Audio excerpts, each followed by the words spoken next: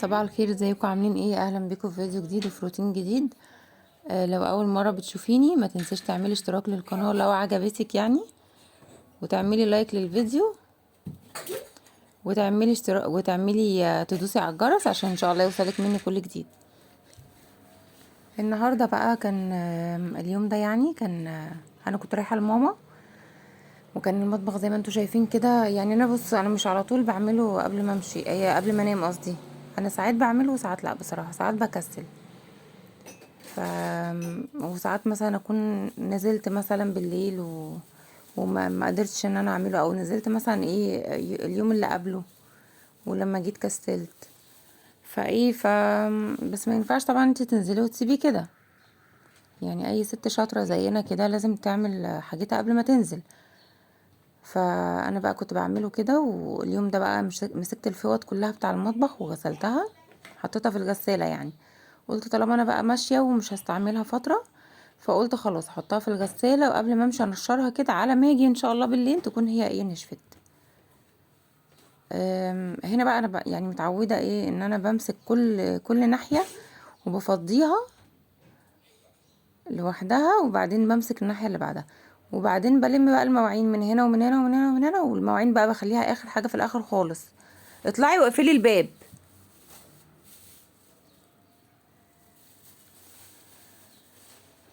دي كانت مواعين الفطار بالمناسبه يعني. هنا بقى انا كنت خلاص يعني بلم بقى زي ما بقول لكم كده، بلم المواعين من كل حته وبحطها في الحوض، وبخلي الحوض ده اخر حاجه، لان هو بيبقى اتلم فيه بقى كل الكركبه بتاعه المطبخ.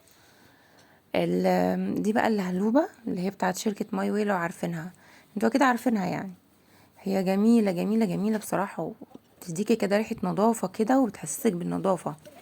يعني تحس ان هي حد كده بينظف بذمه يعني. انا بقى دايما بستعملها على البوتاجاز وعلى الحوض، بتلمع لي برضو الستانلس بتاع الحوض قوي.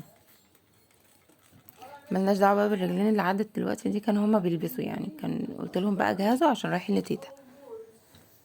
وطبعا كان في خناقه جامده في اليوم ده، فانا شلت لكم صوت الخناقه خالص. يعني عارفين دايما بيبقى لما مثلا باباهم بيبقى موجود بيبقوا حماده، ولما باباهم ما بيبقاش موجود بيبقوا حماده تاني خالص، خناقات ومشاكل وضرب في بعض ومقاسي بتحصل. هو بقى يكون موجود ما شاء الله، يا ربنا يخليه لهم يا رب. تلاقي بقى الدنيا هاديه ومفيش اي حد عنده مشكله مع اي حد. اقعد اقول لهم هو في فين المشاكل اللي كانت حاصله الصبح. اقعد انا بقى احكي له بقى واخبط له، اقول له عارف ده فلان عمل كذا وفلان عملت كذا وده عمل كذا. يقعدوا بقى يبصوا لي اللي هو يا خباصه يا ماما. بس ما انا لازم اطلع اللي جوايا، هو في بس بقى هنا بقى قلت له بدل ما انت عمال تلعب كده في البتاع، روح حط العيش ده في الفريزر. ويعتبر خلصنا خلاص البوتاجاز. كان في بقى شويه مواعين، المواعين بقى انا مش بعملها على ايزي بقى يعني، او لما بتبقى قليله بعملها على ايديا، لما بتبقاش قليله بتبقى كتير كده زي ما انتم شايفين بحطها في الغساله. امال احنا جايبين الغساله ليه؟ فدايما بحب احطها في الغساله. انا كده مش بغسلها، انا كده بشطفها عشان انزل مثلا لو فيها بواقي اكل او حاجه، عشان برضو يعني ما تسدش الغساله وكده. يعني بشيل منها بواقي الاكل، ودي بتبقى ميه يا اما بارده يا اما سخنه عادي، على حسب بقى نوع الاكل اللي انتي بتغسليه. يعني لو هي دهون وطبيخ بقى وبتاع بتعمليها بميه سخنه افضل، عشان بتنزل معاكي بسهوله.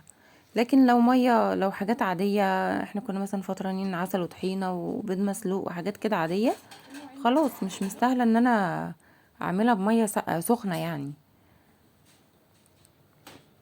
بس انا هنا بقى كنت بفضي الغساله عشان احط فيها بقى الحاجه الجديده.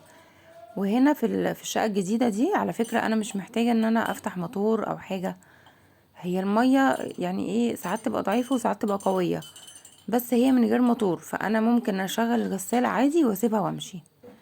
طبعا بيبقى قلبي واكلني عليها وكل حاجه، بس لان انا بحب دايما اي جهاز اشغله احب ان هو يكون تحت عيني، يعني ما احبش ان انا اسيبه وامشي.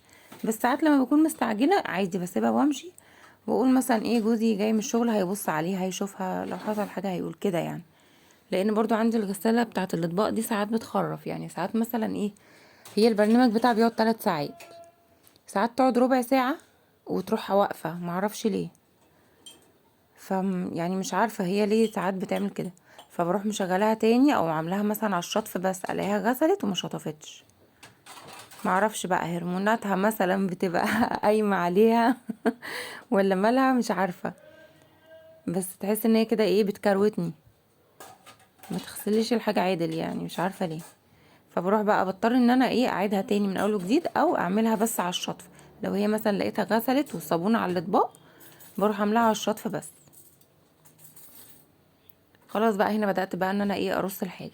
انا بقى بستسهل قوي ان انا مثلا بالذات ان هنا المكان يا بنات ضيق جدا، الشقة دي صغيرة جدا جدا جدا. هي كلها على بعضها حوالي مثلا 40 متر، 35 45، مش عارفة بالظبط، بس انا مش لاقيه لها حجم يعني. بس انا حاسة ان هي صغيرة جدا يعني، هي وهتشوفوها في الفيديوهات ان شاء الله بعد كده يعني، هتشوفوها هي صغيرة جدا جدا. فانا بحس ان انا ايه واقفة كده مزنوقة، يعني واقفة متكتفة. لازم كل حاجة تتعمل بحساب، اللي هو يعني مثلا ايه، واقفة مثلا في المطبخ، عايزة مثلا اعمل الاطباق مثلا، مش اشطف بقى واحط في الغسالة وافتحها براحتي، لا لا لا، ده انا مثلا ايه اشطفهم كلهم واحطهم واحطهم على الرخامة وهم مشطوفين، وارصهم كلهم فوق بعض كده رصة، وبعد كده اروح احطهم بقى في الغسالة، ارصهم في الغسالة واحد واحد. لبستي يا اياد؟ يعني انا كده بسهل على نفسي، كده اسهل لي كتير. عشان اخلص المطبخ واجي البس وامشي. بحط بقى زي ما انتوا عارفين، او يعني لو شفتوا فيديوهاتي القديمة وكده، انا هنزلكوا كذا فيديو قدام برضو. يعني بحط كل حاجة فيها، ممكن احط حلة، طاسة، اي حاجة عادي، ما بتقولش لا. بس المهم الرصة، المهم ترصي الحاجة بطريقة ان انتي مثلا ايه يعني، ما تزنقيش البتاع اللي هي بتاعتها اللي بتلف دي، اللي هي الرشاشات دي، لا ما تزنقهاش، خليها تلف براحتها وتتحرك براحتها و... وشغلي عادي وحطي اللي انت عايزاه.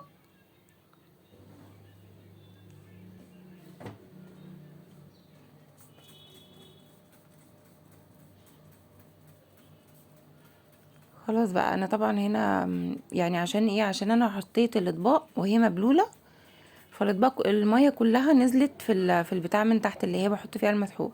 فلما بيحصل كده انا بروح رشه المسحوق ده في الارضيه بتاعه الغساله، وبتطلع على فكره الاطباق زي الفل، بتطلع انضف كمان من لما بتحطيهم في الدرج اللي هو المخصوص بتاع المسحوق ده. دي بقى البخاخه دي انا كنت حاطه فيها كلوريكس الوان وميه ومعطر كده.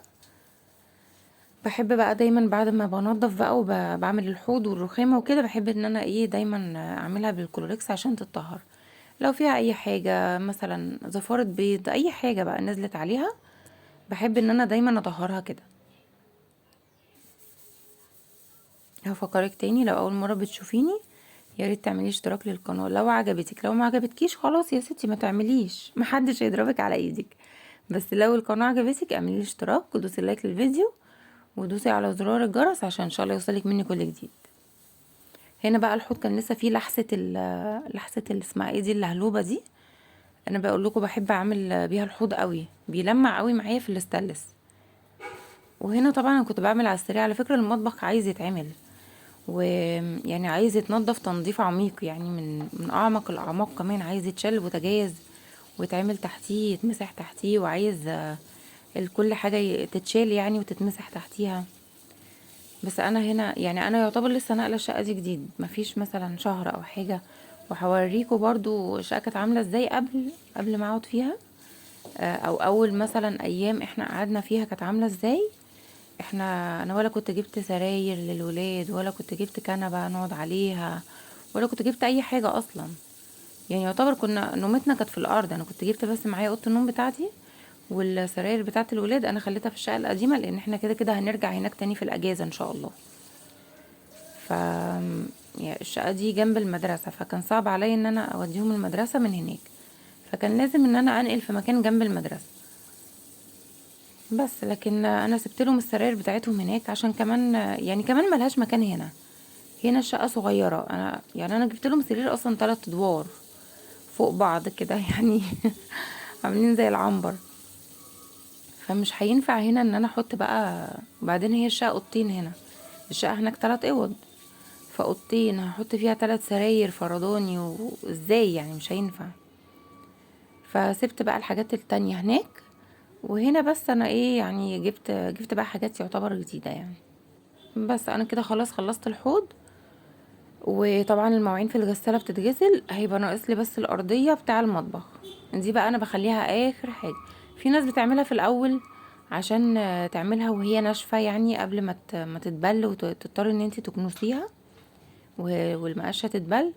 بس انا مش عارفه، انا بحب ان انا دايما الارضيه اعملها اخر حاجه وبتتبل فعلا وانا بتضايق وانا بعملها بالمقشه وهي مبلوله. بس يعني مش عارفه، انا دايما اتعودت ان انا دايما الارضيه دي اخليها اخر حاجه. اهو بصوا كان في شويه حاجات واقعه كده والفوطه دي اللي انا حطاها على التربو دي انا اصلا بحطها في الارض، لان انا لسه ما جبتش مشايه للمطبخ. فبحطها في الارض كده مثلا بنشف فيها ميه، اقف عليها وبغسلها وبنضفها بخليها زي الفل وبقف عليها عادي يعني. مش بديها فرصة ان هي تتوسخ قوي قوي زيادة عن اللازم، لا دايما كل فترة ممكن بحطها في الغسالة لوحدها او مع البتاع ده، مع الفوط بتاع المطبخ. وساعات بحطها لوحدها عادي يعني قبل كده بابا كان عنده فانلة كده وبتاع ده وبتاع، يعني اللبس ليه كان خفيف قوي، فانلة وتيشيرت. فالمهم يعني انا كنت عندهم هناك، قال لي معلش يا ياسمين والنبي اغسلي لي البتوعين دولت على ايدك كده، هم خفاف يعني مفهومش حاجه. فنزل وجه لقاني بقوله، فبيقول لي وانت غسلتيهم؟ قلت له اه في الغساله. قال لي في الغساله ليه يا بنتي كده؟ ليه؟ في ده هم حتتين في الغساله ليه؟ بغسليهم على ايدك. فانا من النوع اللي ايه بحب اريح دماغي شويه. مش انا عندي غسالة خلاص اغسل فيها، اغسل على ايدي ليه؟ حتى لو شراب يا لهوي لا اغسلها في الغسالة مش على ايدي. وبرضه يا جماعة يعني والله الواحد يعني بصوا بيتعب في حاجات كتير قوي، يعني بنتعب في شغلنا وبنتعب في شغل البيت، بنتعب في حاجات كتير. فخلاص يعني هي الغسالة مخصصة ان انا فيها برنامج قليل ممكن اعمل فيها حاجات خفيفة والم معاهم كام حاجة مثلا واغسلهم. مش شرط ان انا الحاجه الخفيفه اغسلها على ايدي، طب ما انا كده مش هخلص، هفضل بقى اقول ده خفيف وده خفيف وده خفيف، وكل يوم هلاقيني بغسل على ايدي، فعلى ايه اتعب نفسي كده؟ لا حاجه خفيفه تقيله انا بحطها في الغساله على طول. هنا بقى كنت خلاص خلصت بقى، قلت اعمل لي كده كوبايه نسكافيه كده قبل ما امشي، عشان لسه بقى اليوم طويل قوي. وانا صورت لكم عند ماما على فكره، مش فاكره اليوم ده ولا يوم تاني، بس انا صورت لكم عند ماما فيديو حلو قوي هنزله ان شاء الله على القناه قريب يعني. اشوفكم بقى في فيديو جديد ان شاء الله وفي روتين جديد. ما تنسيش بقى لو اول مره بتشوفيني ما تنسيش، عشان عدت الموضوع ده حوالي 3 4 مرات لحد دلوقتي. ما تنسيش تعملي اشتراك في القناه وتفعلي زرار الجرس عشان ان شاء الله يوصلك مني كل جديد. ولو يعني انتي حابه وليكي مزاج عادي اعملي لايك للفيديو. اشوفكم ان شاء الله على خير في فيديو جديد، والسلام عليكم ورحمه الله وبركاته، مع السلامه.